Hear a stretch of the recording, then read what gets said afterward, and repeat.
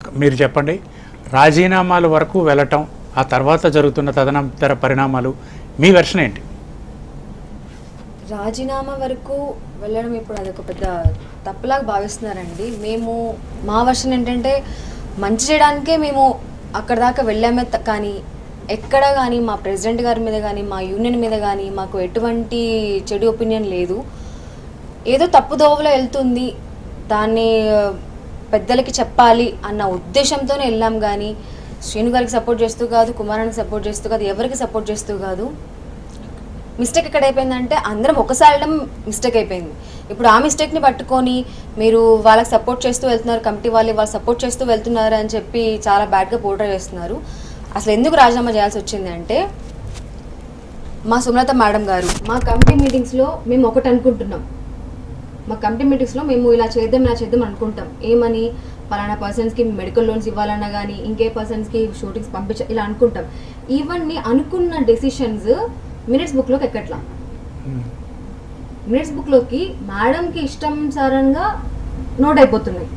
దానికి మేము ఖండించినందుకు మా మీద మేడంకి ఇప్పుడు కక్ష. అండ్ ఇంకోటి ఏంటంటే మేడంకి చెప్పకుండా మీరు ఫెడరేషన్ దాకా ఎందుకు వెళ్ళారు, నాకు చెప్పకుండా మీరు ఫెడరేషన్ దాకా ఎందుకు వెళ్ళారు అనే కక్ష. ఇప్పుడు కొంతమంది సభ్యులు ఏమంటున్నారంటే వాళ్ళకి సపోర్ట్ చేస్తున్నారు కాబట్టి మీరు అక్కడ దాకా వెళ్ళారు అంటే అసలు మా రాజీనామాలు చెప్పడానికి ఒక జీబీ పెట్టారండి. ఆ జీబీలు ఎందుకు మీరు అనలేదు? ఓన్లీ రాజీనామా చేశామని మమ్మల్ని సస్పెండ్ చేశారు కానీ వాళ్ళకి సపోర్ట్ చేస్తున్నారని అప్పుడు ఎందుకు అనలేదు మీరు? ఇప్పుడు ప్రతి మీడియాలో అంటున్నారు వాళ్ళకి సపోర్ట్ చేశారు అని. మరి అప్పుడు ఎందుకు అనలేదు? ఎప్పుడైతే మేము రిజైన్ చేసేసామో దాన్ని ఇమ్మీడియట్గా జీబీ పెట్టుకొని చెప్పుకున్నారు.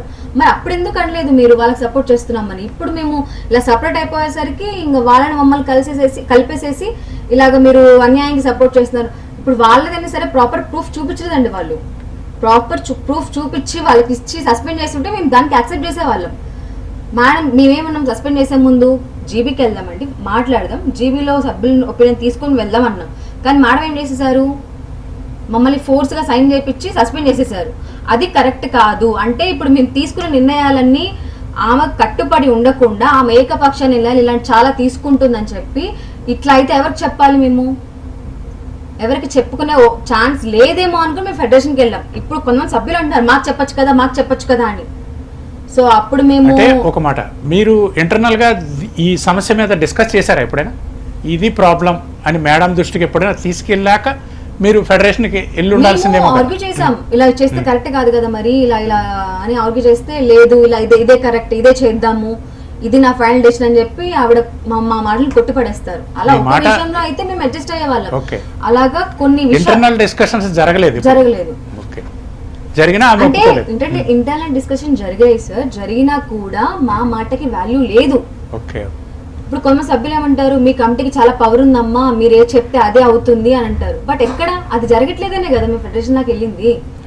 మీరు ఎవరిని అడిగి కొంతమంది సభ్యులకి హెల్త్ ఇన్సూరెన్స్ ఇచ్చారు, కొంతమందికి ఇవ్వలేదు. అలాగా మీకు మీ సైడ్ సపోర్ట్ చేస్తున్న వాళ్ళకి మట్టికి హెల్త్ ఇన్సూరెన్స్ ఇచ్చారు.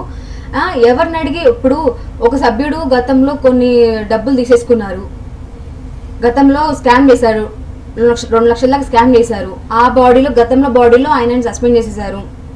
మరి మీరెందుకు వాళ్ళకి సపోర్ట్ చేస్తున్నారు? మీరు న్యాయం వైపు ఉంటారు కదా. సరే ఆ మనిషి పొట్టగొట్టద్దు, పని పోవద్దు అని చెప్పి కంటిన్యూగా పని చేయించుకుంటూ దాంట్లో కొంత పర్సంటేజ్ కట్ చేయించాలి అంటే మనిషి పని పోవద్దు, తీయద్దు, వాళ్ళు ఏదో చేశారు మనం అలా చెయ్యొద్దు అని చెప్పి గతంలో ఉన్న తొవ్వి తీసుకొచ్చి ఆయనకి మీరు పని ఇచ్చారు. Okay, good thing. మరి ప్రస్తుతం ఉన్న బాడీలో ఒక పర్సన్ స్కామ్ చేస్తే అతన్ని సస్పెండ్ చేసి పని ఇవ్వకుండా చేస్తున్నారు. మా కమిటీ వాళ్ళు ఒక సాంగ్ యాక్చువల్ జరిగిందండి. ఒక సాంగ్ పెద్ద సాంగ్ లో నాన్ మెంబర్స్ కూడా వెళ్ళారు, సీనియర్స్ ఉన్నారు, నాన్ మెంబర్స్ కూడా ఉన్నారు.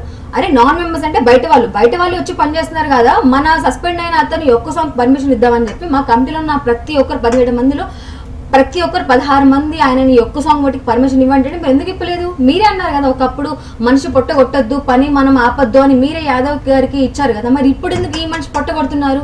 అంటే మీకు వాళ్ళు కంఫర్ట్ ఉంటే నచ్చితే ఒక రూలు, ఇంకొకరికి మాట్లాడితే ఒక రూలు. మీరే రూల్స్ మార్చేసి ఇప్పుడు నేను న్యాయం వైపే మాట్లాడుతున్నా అంటే అది ఎంతవరకు కరెక్ట్? చాలా బాగా అనాలిసిస్